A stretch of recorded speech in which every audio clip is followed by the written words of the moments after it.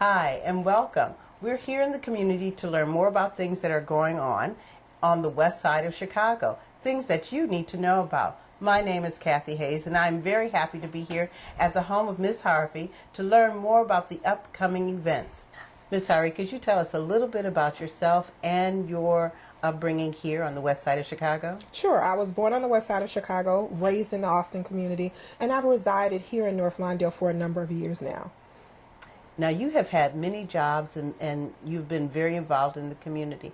What are some of the things that you have done as your history here in the community? So, as my history in North Lawndale, I work for Congressman Davis. I'm actually one of the directors in the House of Representatives. But over the last 25 years of my life, I've worked in public policy, I've worked in social services, and in the criminal justice field. So let me turn that around. I worked in criminal justice first, then social services, inside the House of Representatives on federal public policy.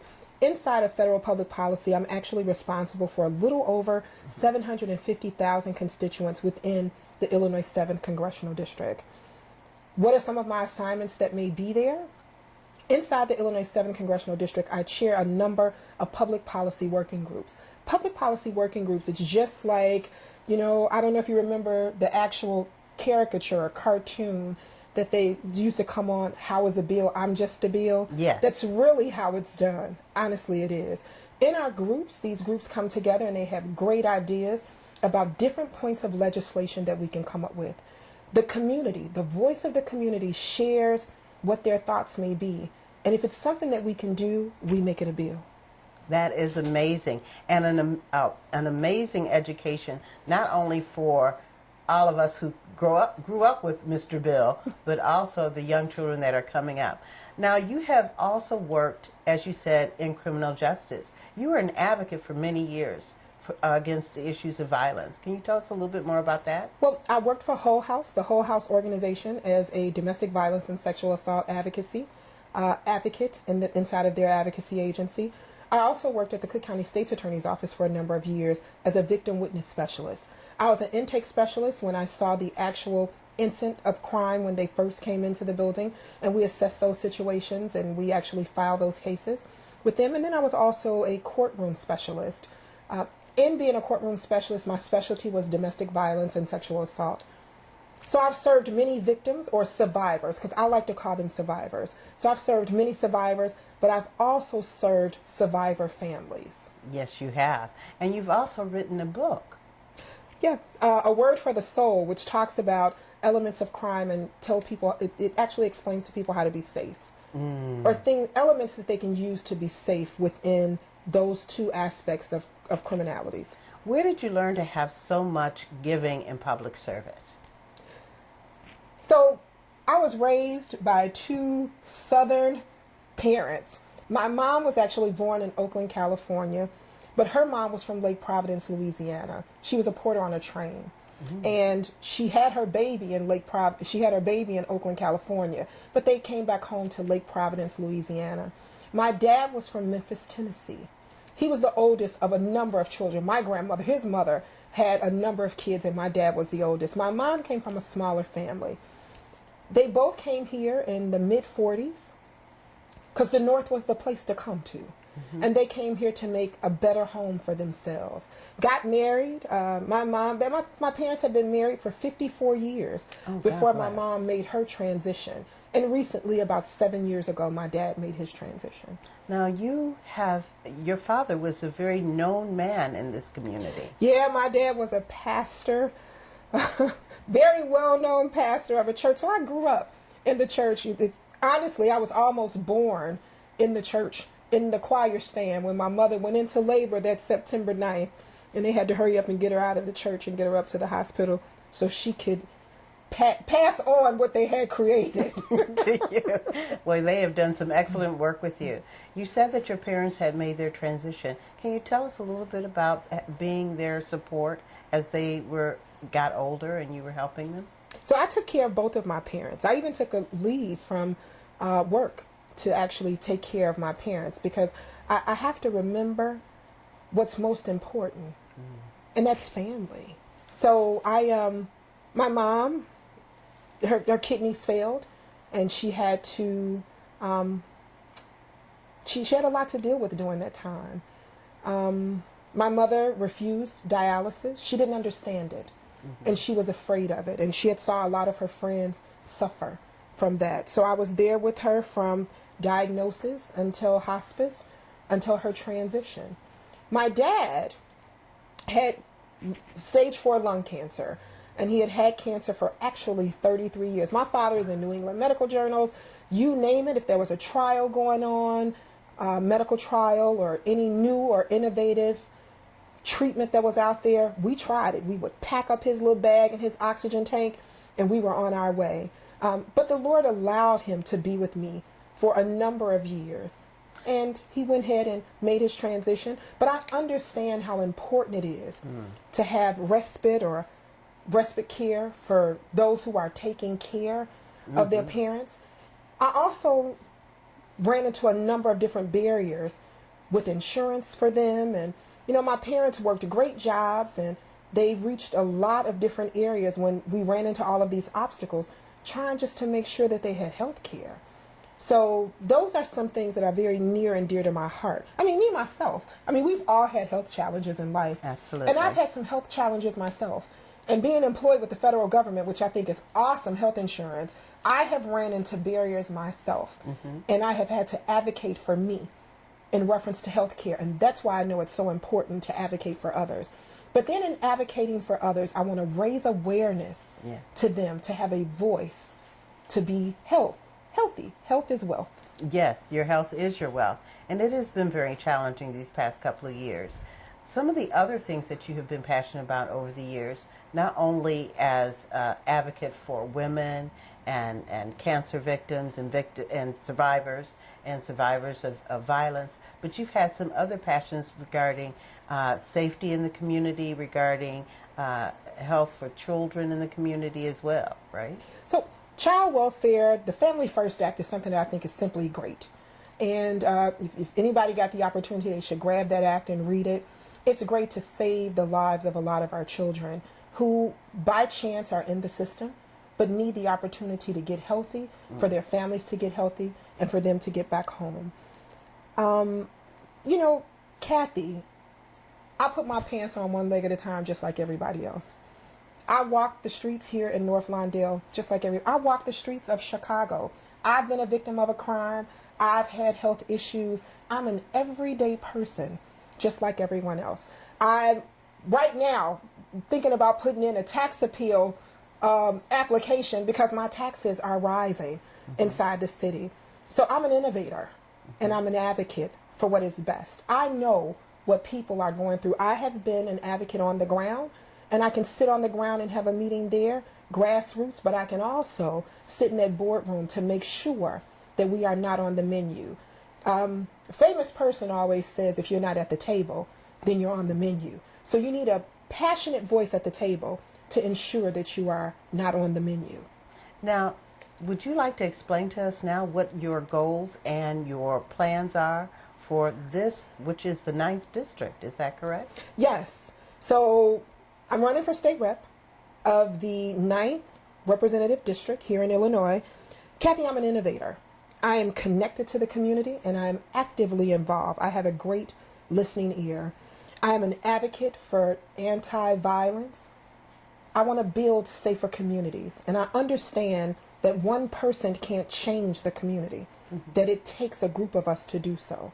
But we have to organize in order to make the difference. Health, education, economic development are all things that are needed, but I'm an effective leader, so I know we can get it done. I am rooted and grounded in the 9th district here, but I am entrenched and equipped to be the best leader they could ever have. That is amazing. And these are some very challenging times with children in schools and families. They're being pulled here and there. You talked very candidly about issues regarding taxes and the choices that everyone has to make to pay taxes or higher taxes or living wage and things like that. Could you expand a little bit more about your ideas regarding or your thoughts on how people can make those choices no matter where they are in Illinois? that comes from having a passionate voice. First of all, when you take an elected seat, it's really not your seat. It's the seat of the people, and you're the voice of the people. So you have to have your ear with the people. A state rep runs every 2 years, and that's really to keep them connected to their community. And I'm connected. In that connection, it is extremely important that we remember, prime example, I'm a property owner. I've invested in the community. I'm invested here. I have a few units that I rent out on top of me where I live, and I've had to deal with people not paying their rent because they were underemployed or weren't getting they weren't getting the proper wage that they should have, or a living wage, so to speak. So you get faced with, when a person can't pay their rent, what do you do? Because when they can't pay their rent, then I can't pay my bills on time. But I'm vested, and I'm invested in the community. So at that point, you're weighing both options. You may have a family with children who can't make ends meet, and then I can't make my ends meet. But we have to work together to make it happen. So minimum wage needs to be higher so we can have working families working. We need to look at the fact of unemployment, entrepreneurship. There are so many great things out here that we can do to turn our communities around. But it really all comes from investing in the community, and most of all, investing in each other. Absolutely. The human investment that you speak so and articulately speak upon, how do you think that we can push more leadership forward to have that type of investment in the community? Being transparent. It's important to be transparent. I couldn't sit here and tell you, oh, I'm not going to raise taxes. Oh, I'm going to make sure taxes are lowered. I'm going to make sure that minimum wage is this amount. We have to be transparent. We have to be honest and transparent. What do you think are some of the things that would be innovative in including the community to educate themselves about how systems work? Prime example, I think, would be violence in our community.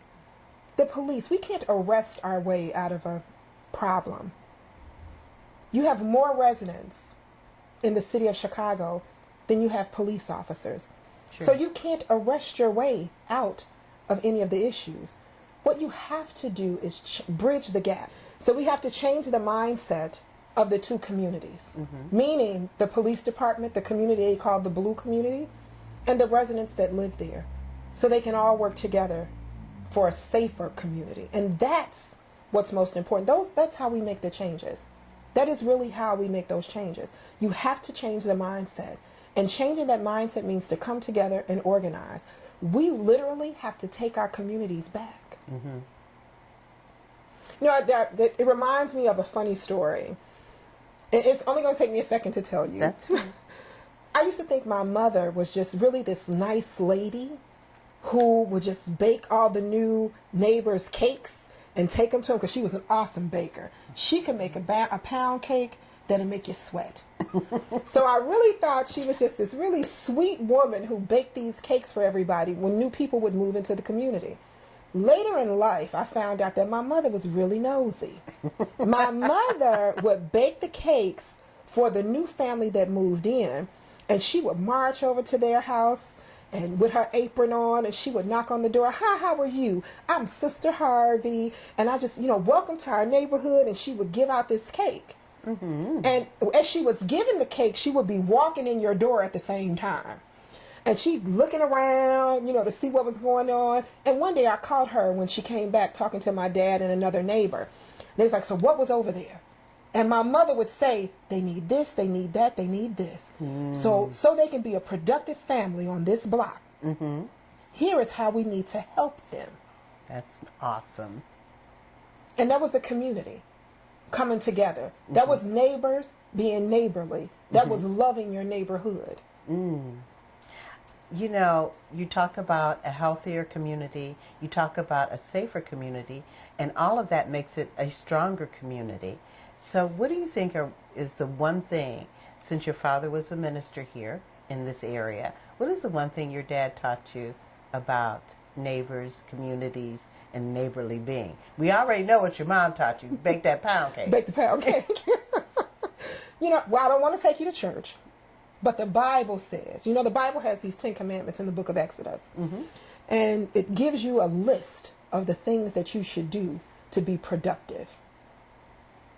But there was one thing, that was really one request that was given to us as a people. And it says, love thy neighbor as you love yourself. And if you did that, everything else would fall in line. So if you ask me that one thing from my dad, it would be to love thy neighbor as you loved yourself. If you look at how you loved yourself, your neighborhood would be completely different.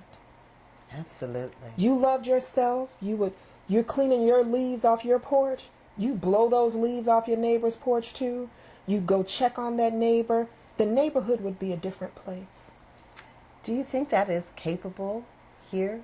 Now, the attitude nationwide has gotten a little harsh and a little rude, or should I say a lot rude. Do you think that's even possible for us to get back to that brotherly love and neighborly interaction? Absolutely.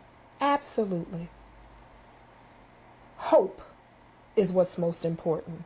If we lose hope, then we've lost everything. But as long as we can maintain hope, we can make a change in anything that we do.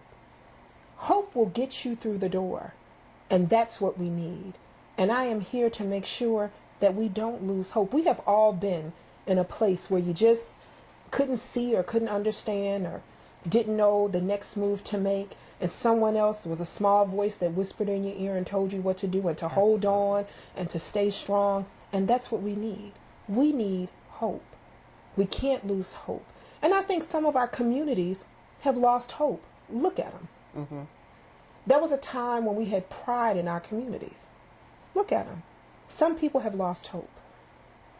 Well, I hope that you are very successful in your next adventures, because it is an adventure.